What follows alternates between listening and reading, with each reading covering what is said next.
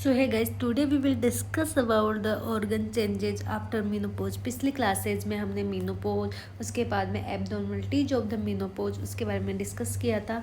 उसके बाद में जो ऑर्गन चेंजेस के बारे में पढ़ेंगे कि इसका आप एक थ्योरी नोट्स भी बना सकते हो। और हम बीच बीच में इसमें क्या करेंगे, जितने भी एम्स के एग्जाम्स, चाहे नोट सेट हो गया, चाहे FMG हो गया, जितने भी मेडिकल के एग्जाम्स हैं उनमें क्वेश्चन पूछे गए हैं MCQ, वो भी डिस्कस करेंगे। ठीक है। और थ्योरी एग्जाम्स के, मेडिकल के जितने भी थ्योरी एग्जाम्स है उसमें भी इस पर शॉर्ट नोट्स आता है, तो वो भी डिस्कस करेंगे। उसमें आप नोट्स भी प्रिपेयर कर सकते हो।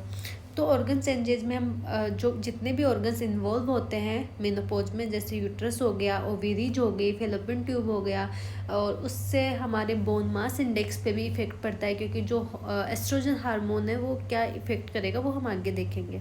उसके बाद में बहुत सारे हार्मोन्स की वजह से क्या होता है, पूरा जो साइकिल है हमारा जो इम्बेलेंस हुआ है, उसकी वजह से हमारी जो लाइफ की जितनी भी एक्टिविटीज़ है वो अफेक्ट होती है। तो वो सब हम डिस्कस करेंगे। उसके बाद में यूट्रस, वेजाइना पे क्या इफेक्ट पड़ता है, ओवरीज पे, जो वेजाइनाइटिस की कंडीशंस होती है, उसमें अलग अलग वेजाइनाइटिस के टाइप होते हैं, जैसे सेनाइल वेजाइनाइटिस हो गया, क्लेमेडिया हो गया, और 4 टाइप्स के होते हैं, वो सारे डिस्कस हम करेंगे। मोनालिसिस हो गया, ये सब वो क्यों होते हैं, किस पैरासाइट या इन फंगल है, कोई बैक्टीरियल है, उसका भी एक MCQ बनता है, वो भी हम डिस्कस करेंगे।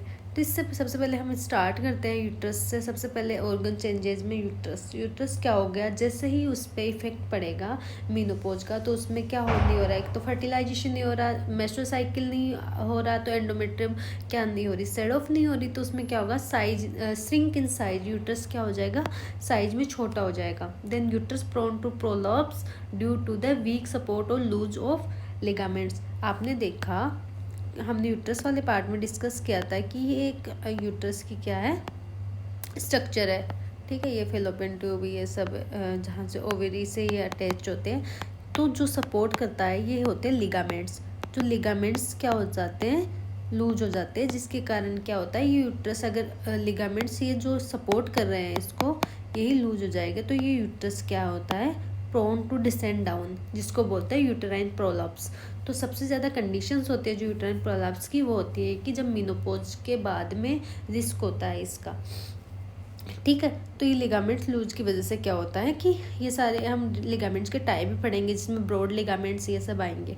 ठीक है, वो हम बाद में डिस्कस करेंगे। पहले हम देखते हैं कि इस पर क्या क्या इफेक्ट पड़ता है। फिर इसके बाद में एक MCQ यहाँ पे बनता है कि जो बॉडी एंड सर्विक्स की अलग अलग एज में अलग अलग उसका क्या होता है, रेशियो होता है। हमने पढ़ा था कि जो बॉडी होता है वो किसका पार्ट होता है, यूट्रस के हमने पार्ट्स पढ़े थे, जिसमें से जो बॉडी और कॉर्पस का पार्ट होता है, कॉर्पस के 2 पार्ट पढ़े थे, बॉडी एंड जो ऊपर वाला है फंडस पार्ट। ठीक है, ये फंडस एंड बॉडी पार्ट होता है, वो कॉर्पस का होता है, और नीचे जो होता है ये सर्विक्स पार्ट होता है। तो इसका जो रेशियो होता है at the time of birth होता है 1:2, मतलब बॉडी का जो स्मॉल होता है एंड द सर्विक्स क्या होता है, उससे 2 गुना मल्टीप्लाई होता है। ठीक है, प्यूबर्टी के टाइम पे body and cervix same size के होते हैं। रिप्रोडक्टिव एज में बॉडी एंड सर्विक्स क्या होता है, सर्विक्स से डबल होता है बॉडी, क्योंकि यहाँ पे क्या होता है, इम्प्लांटेशन होना होता है बेबी का, यहाँ ग्रो करता है बेबी, फिटस क्या करता है, ग्रो करता है, उसकी वजह से जो बॉडी का साइज है वो बढ़ जाता है रिप्रोडक्टिव एज में।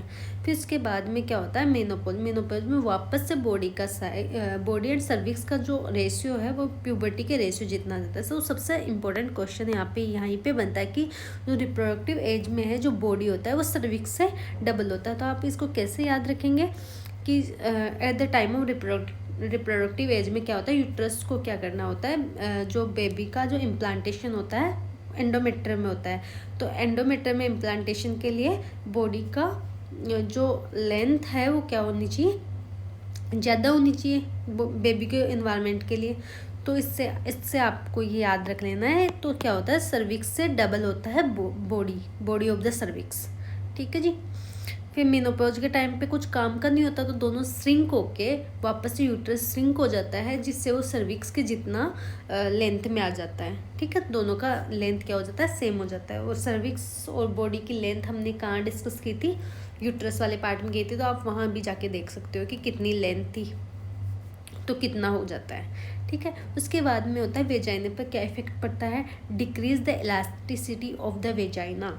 ठीक है। वेजाइना की जो इलास्टिसिटी है वो डिक्रीज हो जाती है। पीएच क्या होता है, न्यूट्रल और एल्कलाइन। हमने पढ़ा था पहले जब वेजाइना वाला पार्ट पढ़ा था तब कि जो पीएच होती है वो होती है एसिडिक, और किसकी वजह से होती है, डोडलिन बेसिलाई जो हमने पढ़ा था उसकी वजह से होती है। जो एक बैक्टीरिया है वो क्या करता है, एसिडिक पीएच को मेंटेन करके रखता है, जिससे क्या होता है, जो इन्फेक्शन वगैरह के लिए प्रोन नहीं होता है, ठीक है। और जो स्पर्म की एक्टिविटी के लिए भी सूटेबल इन्वायरमेंट क्रिएट करता है, ठीक है। बट उसी टाइम पे हमने डिस्कस किया था कि मेनोपॉज के टाइम पे क्या होता है कि पीएच क्या होते हैं, न्यूट्रल और एल्कलाइन होते हैं। अगर न्यूट्रल एल्कलाइन में भी हमें एक चूज़ करना हो तो हम जाएंगे न्यूट्रल की तरफ। फिर होता है, हमने पढ़ा था कि जो एट्रोपिक वेजानाइटिस या सेनाइल वेजानाइटिस बोलते हैं, due to the decrease the oestrogen hormone, उसकी वजह से क्या होता है कि ये एट्रोपिक वेजानाइटिस या सेनाइल वेजानाइटिस होता है। ये क्यों होता है, ये हम आगे ही 3-4 कंडीशंस है, मोनिलियासिस, क्लेमिडिया और ये एट्रोपिक, तो ये हम आगे डिस्कस करेंगे किस किस की वजह से होता है, ठीक है। फिर होता है डिस्पेरनिया, जिसमें होता है पेनफुल कोइटल एक्ट को डिस्पेरनिया बोलते हैं, ठीक है। डिस मतलब पेनफुल, तो ये भी होने लग जाता है। देन ओवेरीज पे क्या इफेक्ट पड़ता है, तो श्रिंक साइज तो सबकी सेम डिक्रीज हो जाएगी। ओवेरीज, यूट्रस, जितने फेलोपियन ट्यूब, इन सबकी साइज क्या हो जाती है, श्रिंक हो जाती है, क्योंकि यूज नहीं आ रहे हैं। उसके बाद में ओवेरीज की साइज भी क्या हो जाएगी, श्रिंक हो जाएगी। Suppress the function of ovary, ovary के क्या फंक्शन थे, FSH और LH सिक्रेशन, अब वो सप्रेस हो गए तो क्या हो जाएगा, साइज क्या होगी, डिक्रीज होगी, क्योंकि अब ओवेरीज अपना जो वर्क है वो नहीं कर पा रही है, फंक्शन नहीं कर पा रही है, तो ये भी क्या हो जाएगी, साइज में कम हो जाएगी। Then effect on cardiovascular system, सबसे मेन MCQ बनता है यहाँ पे, इफेक्ट ऑन कार्डियोवेस्कुलर सिस्टम क्या MCQ बनता है हम डिस्कस करेंगे। आपने देखा कि जैसे जैसे मेनोपॉज जाता है एस्ट्रोजन का लेवल डिक्रीज हो जाता है। एस्ट्रोजन क्या करता था, वेसोडाइलेशन, ठीक है। वेसोडाइलेशन का काम है। अगर वेसोडाइलेशन एस्ट्रोजन करता था, अगर एस्ट्रोजन का लेवल क्या हो गया, डिक्रीज हो गया, तो अगर एस्ट्रोजन का लेवल डिक्रीज होगा, वेसोडाइलेशन नहीं करेगा, वेसोडाइलेशन नहीं करेगा तो इसका उल्टा क्या है, वेजो कंस्ट्रिक्शन करेगा। वेजो कंस्ट्रिक्शन करेगा तो ब्लड प्रेशर क्या होगा, अगर आपकी एक आर्टरी है, इसमें से आपका ब्लड फ्लो ये है, अगर ये वेजोडाइलेशन कर रहा है, मान लो ये वाला, अगर इसका एस्ट्रोजन कम हो गया तो वेजो कंस्ट्रिक्शन करेगा, मतलब डिक्रीज, इसका एरिया डिक्रीज होगा तो प्रेशर क्या हो जाएगा, इंक्रीज हो जाएगा। प्रेशर से मतलब है ब्लड प्रेशर, ठीक है। ब्लड फ्लो और ज़्यादा प्रेशर से जाएगा तो ब्लड फ्लो इंक्रीज होगा, ब्लड प्रेशर इंक्रीज होगा, ठीक है। सबसे पहला एक कंडीशन तो ये हो गई इसमें। दूसरा MCQ यहाँ पे ये बनता है कि जो एस्ट्रोजन होता है वो क्या करता है, जो HDL होता है, गुड लिपोप्रोटीन होता है, उसको क्या करता है, इंक्रीज करवाता है, और LDL को क्या करता है, डिक्रीज करता है। LDL क्या है, low density lipoprotein. Low density lipoprotein हमारे लिए क्या है, गुड नहीं है, बैड लिपोप्रोटीन है, बैड कोलेस्ट्रॉल है, तो इसको क्या करता है, डिक्रीज करता है। बट अगर एस्ट्रोजन डिक्रीज हो गया तो क्या हो गया, HDL तो क्या हो जाएगा, कम हो जाएगा, जो हमारे को अच्छा चाहिए कोलेस्ट्रॉल हो तो, और LDL क्या हो जाएगा, इंक्रीज हो जाएगा। LDL हमें बैड कोलेस्ट्रॉल है तो वो नहीं चाहिए, तो वो इंक्रीज होगा। अब ऐसा होगा तो इसमें क्या होगा, जो HDL good cholesterol bad cholesterol है, ये वाला भी एक क्वेश्चन बनता है, तो इसमें क्या होगा, अगर एस्ट्रोजन डिक्रीज हुआ तो ये सब हो जाएगा, ये हमने डिस्कस कर लिया। क्योंकि जो HDL होता है वो ट्रांसफ़र करता है कोलेस्ट्रॉल टू लीवर। अगर कोलेस्ट्रॉल को लीवर में ट्रांसफ़र करेगा तो जो लीवर है वो उसको क्या करेगा, डाइजेस्ट कर देगा, ठीक है। ब्लड कोलेस्ट्रॉल, और उसमें क्या करेगा, ब्लड कोलेस्ट्रॉल लेवल को डिक्रीज कर देगा, लीवर में डाइजेस्ट हो जाएगा तो जो ब्लड का कोलेस्ट्रॉल लेवल है वो डिक्रीज हो जाएगा। LDL क्या करेगा, जो लीवर में ट्रांसफ़र कर रहा है कोलेस्ट्रॉल को, उसको प्रिवेंट करता है, प्रिवेंट करेगा, तो LDL क्या हो जाएगा, इंक्रीज हो जाएगा। इंक्रीज हो जाएगा तो इसमें क्या होगा, ब्लड का जो कोलेस्ट्रॉल लेवल है वो इंक्रीज हो जाएगा, कौन सा, LDL, और LDL इंक्रीज होगा तो क्या होगा, बैड कोलेस्ट्रॉल इंक्रीज हो रहा है। अगर कोलेस्ट्रॉल इंक्रीज हो रहा है तो एक एथेरोस्क्लेरोसिस की कंडीशन बन जाती है कार्डियोवेस्कुलर सिस्टम में। एथेरोस्क्लेरोसिस में क्या होता है कि जो पाथवे होता है वेसल्स का, वो क्या हो जाता है, श्रिंक हो जाता है, ठीक है।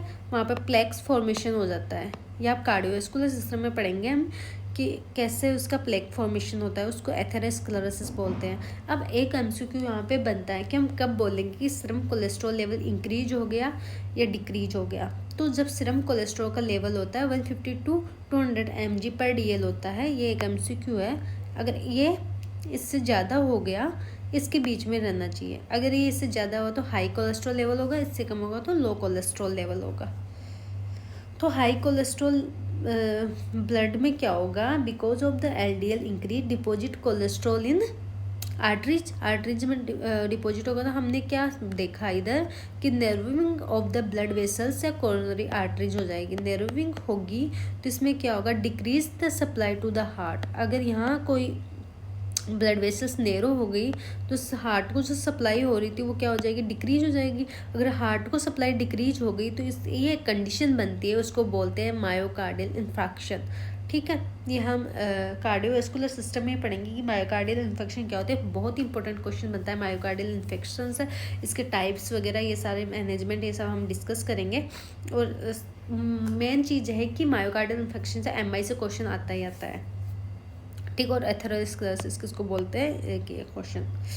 फिर उसके बाद होता है कि हम ज़्यादा अभी डिटेल्स में डिस्कस नहीं करेंगे, इसमें मेन चीज़ें याद रखनी है कि कोलेस्ट्रॉल का जो लेवल कितने होते हैं, जो एचडीएल का काम क्या है, एलडीएल का काम क्या है, एचडीएल को हम गुड क्यों बोलते हैं, क्योंकि ये ट्रांसफ़र करता है कोलेस्ट्रॉल को लीवर में, और लीवर वहाँ क्या कर देता है कि ब्लड कोलेस्ट्रॉल को डाइजेस्ट करके कोलेस्ट्रॉल को डाइजेस्ट करके जो ब्लड कोलेस्ट्रॉल को लेवल क्या है उसको डिक्रीज कर देता है। ठीक है, एलडीएल क्या करता है, प्रिवेंट करेगा कोलेस्ट्रॉल को लीवर में जाने से। इससे क्या होगा कि जो ब्लड में कोलेस्ट्रॉल का लेवल है इंक्रीज हो जाएगा, उससे एमआई की कंडीशन बनेगी बाय द एथेरोस्क्लेरोसिस। ठीक है, डिपॉजिट करेगा आर्टरीज में इससे, क्योंकि ब्लड में ज़्यादा होगा तो ऑब्वियसली कहीं ना कहीं तो डिपॉजिट होगा, और वो क्या होगा, आर्टरीज में डिपॉजिट हो जाता है ब्लड की जो भी उसके साथ में। फिर बोन्स पे क्या इफेक्ट पड़ेगा, हमने पढ़ा था कि हम पढ़ रहे हैं कि after the menopause 3 to 5% bone mass decrease होता है पर ईयर। ठीक है, पर ईयर एक एमसीक्यू है कि कितना बोन मास डिक्रीज होता है पर ईयर, 3 to 5%। क्यों डिक्रीज होता है, हमने पढ़ा था कि जो decrease level of the oestrogen क्या करवाता है, ये एब्जॉर्प्शन हेल्प करता है, absorption of the calcium from the intestine and deposit on the bones. Intestine से अब्जॉर्व करेगा और बोन्स पे डिपॉजिट करेगा। बोन्स पे डिपॉजिट करेगा तो ये हेल्प करता है बोन मास इंडेक्स बनाने में। अगर बोन मास इंडेक्स में क्या इफेक्ट पड़ा, जब एस्ट्रोजन डिक्रीज हुआ तो अब्जॉर्प्शन नहीं कर पा रहा, जिससे बोन मास इंडेक्स क्या हो गया, डिक्रीज हो गया 3 to 5% पर ईयर। ये क्या एक कंडीशन कोज करता है, उसको बोलते हैं osteoporosis because of the bone mass loss. ठीक है, अब एक एमसीक्यू यहाँ से ये बनता है कि जो एडल्ट में विटामिन डी की डेफिशिएंसी होती है और एक चाइल्ड में विटामिन डी की डेफिशिएंसी होती है। ठीक है, उसको जो एडल्ट में होता है उसको बोलते हैं ऑस्टियोमलेसिया, और जो चाइल्ड्स में होता है वो होता है रिकेट्स। ठीक है, तो ऑस्टियोमलेसिया और रिकेट्स को आप कैसे याद रखोगे कि जो एल है वो आ रहा है एडल्ट्स में, रिकेट्स क्या होता है कि जो रैकेट होते हैं, मतलब कि आप किसी गेम से जोड़ लो इसको, बैडमिंटन रैकेट्स हो के आते हैं, बच्चे खेलते हैं, तो चाइल्ड्स में क्या हो गया, विटामिन डी डेफिशिएंसी रिकेट्स हो गया। फिर उसके बाद में हम देखते हैं कि जो पीटीएस जब विटामिन डी की हम बात ही कर रहे हैं तो जो कौन सा कैल्शियम लेवल को इंक्रीज करवाएगा, कौन सा बोन्स के लिए कौन सा ज़रूरी होता है, तो PTS parathyroid hormone and vitamin D को क्या करते हैं, increase the serum calcium level. Serum calcium level को इंक्रीज करेंगे, सीरम मतलब सीरम का आंसर ब्लड में लेते हैं। ठीक है, वो कैसे इंक्रीज करेंगे, और जो कैल्सीटोनिन होता है decrease the serum calcium level. Calcitonin क्या करता है, डिक्रीज करेगा, क्योंकि ये ब्लड से क्या करेगा, जो बोन्स को क्या करेगा, बोन मास इंडेक्स बनवाएगा, ब्लड से कैल्शियम को ऑब्जॉर्व करेगा, उसको बोन्स को क्या करेगा, ट्रांसफ़र करेगा, और बोन्स पे क्या करेगा, डिपॉजिट करेगा, जिससे क्या हो गया, बोन मास क्या हो गया, स्ट्रॉन्ग होगा। नॉर्मल कैल्शियम का लेवल कितना होता है, ये एक एमसीक्यू है कि नॉर्मल कैल्शियम लेवल कितना होता है, वो होता है 8.5 to 10.5 mg/dl। फिर एक और क्वेश्चन बनता है कि अगर इससे कम हुआ कैल्शियम लेवल, हाइपोकैल्सीमिया की कंडीशन कब आती है। हाइपोकैल्सीमिया मतलब decrease the level of calcium मतलब इन ब्लड या सीरम। तो हाइपोकैल्सियम में कंडीशन आती है decrease the calcium level in serum is less than 6 mg/dl। Hyper, फिर एक और कंडीशन आती है हाइपर कैल्शियम, मतलब हाइपर कैल्सीमिया भी हो सकता है बिकॉज ऑफ द पीटीएस और विटामिन डी, क्योंकि ये क्या करता है increase the level of calcium in blood. तो इसमें 3 टाइप के होते हैं, mild, moderate and severe. Mild hyper calcaemia में क्या होता है कि जो लेवल होता है वो होता है 10.6 to 11.9 mg/dl, ठीक है। फिर मॉडरेट में क्या होता है 12 to 13.9 mg/dl। फिर एक क्या होता है सीवियर। सीवियर में जो कैल्शियम का लेवल होता है मोर देन 40 mg/dl, ठीक है। ये इतना इसका लेवल हो जाता है, तब हम बोलते हैं हाइपर कैल्सीमिया। फिर होता है क्यूटेनियस चेंजेस। क्यूटेनियस से हमारा मतलब है स्किन में चेंजेस। तो आप जैसे ही देखोगे कि जो जैसे जैसे हम ओल्ड एज में जाते जाते हैं हमारी स्किन की जो इलास्टिसिटी है वो क्या होती है डिक्रीज होती जाती है। अगर इलास्टिसिटी डिक्रीज होगी तो जो भी इन्फेक्शन है उसके लिए हम मोर प्रोन टू इन्फेक्शन होंगे, बिकॉज ऑफ जो हमारी स्किन है, हमने जो स्किन में हम पढ़ते हैं कि जो स्किन होती है वो first protection of the body होती है, ठीक है। Because of the skin is the first protection of the infection of body, ठीक है। फिर होता है पीएच ऑफ क्यों, क्योंकि पीएच ऑफ द स्किन होता है 5.5 और एसिडिक है तो एसिडिक क्या करेगा, एसिडिक एनवायरनमेंट प्रोटेक्ट करेगा इन्फेक्शन के लिए, ठीक है। फिर होता है सेकंड प्रोटेक्शन, कौन सा होता है वो होता है WBC। तो फर्स्ट प्रोटेक्शन इन WBC की भी 5 टाइप्स है, न्यूट्रोफिल्स, बेसोफिल्स, इयोसिनोफिल्स। तो इसमें भी ऐसा पूछा जाता है कि जो फर्स्ट प्रोटेक्शन इन WBC कौन सा है वो न्यूट्रोफिल्स। जैसे ही किसी पेशेंट का हमें पता चलता है कि इसमें क्या है, इन्फेक्शन है, इन्फेक्शन का सबसे पहले कैसे पता लगेगा, उसका CBC करवाएंगे, ठीक है, कंप्लीट ब्लड काउंट। उसमें देखेंगे कि न्यूट्रोफिल काउंट कितना है। न्यूट्रोफिल काउंट अगर इंक्रीज हो रहा है तो मतलब पेशेंट को क्या है, प्रोन टू इन्फेक्शन है या रिस्क ऑफ इन्फेक्शन है, या पेशेंट को इन्फेक्शन हो चुका है। जैसे ही पेशेंट को इन्फेक्शन होगा सबसे पहले WBC के नंबर बढ़ना न्यूट्रोफिल्स काउंट्स देखेंगे कि इंक्रीज होना स्टार्ट कर देंगे सबसे पहले, क्योंकि ये क्या करेंगे, न्यूट्रोफिल्स फाइट करेंगे इन्फेक्शन के अगेंस्ट। जैसे न्यूट्रोफिल्स की जो वैल्यू है वो 1800 to 7.7 है, ठीक है। इतनी वैल्यू है पर ml ऑफ ब्लड। तो अगर इतनी वैल्यू है, अगर इससे इंक्रीज हुआ तो मतलब पेशेंट को क्या हो रहा है, इन्फेक्शन के लिए प्रोन हो रहा है, ठीक है। और इसका एक परसेंटेज भी होता है, न्यूट्रोफिल परसेंटेज, वो नॉर्मली होता है 50 to 62%। This is the normal value of neutrophil percentage. तो ये देखते हैं अगर इसमें 75% ये समथिंग आ रहा है तो मतलब पेशेंट को क्या है, पेशेंट को इन्फेक्शन हो गया है, ठीक है जी। This is about the changes after the menopause. हमने क्यूटेनियस चेंजेस पढ़ा, हमने क्या पढ़ा कि जो वेजाइना के चेंजेस क्या होते हैं, यूट्रस में क्या चेंजेस होते हैं, ओवेरीज में क्या चेंजेस होते हैं, बोन मास इंडेक्स में कैसे चेंज होता है, हाइपर कैल्सीमिया, हाइपोकैल्सीमिया, इन सब के बारे में स्टडी की। MCQ जितने भी आते हैं एग्जाम्स के लिए वो सारे डिस्कस किए। तो जितने भी MCQs आप भी ऐसे स्टार मार्क्स कर लेना इन पे। ओब्वियसली आप जितने भी पूछेंगे 1 लाइनर क्वेश्चन में, ये एडल्ट वाला विटामिन डी डेफिशिएंसी ये सब पूछते हैं, ठीक है। इन सब के लिए ये ज़्यादा मतलब वो नहीं है कि हमने जो OBG पढ़ रहे हैं वो ज़्यादा वास्ट सब्जेक्ट नहीं है, छोटा सा सब्जेक्ट है। थोड़ी सी क्लासेज में कंप्लीट करेंगे, ठीक है। तब तक के लिए मिलते हैं नेक्स्ट क्लास में। अगर वीडियो अच्छी लगी तो वीडियो को लाइक, कमेंट, शेयर, सब्सक्राइब कर देना चैनल को, और बेल आइकन को भी प्रेस कर देना, ठीक है। बाय बाय, मिलते हैं नेक्स्ट वीडियो।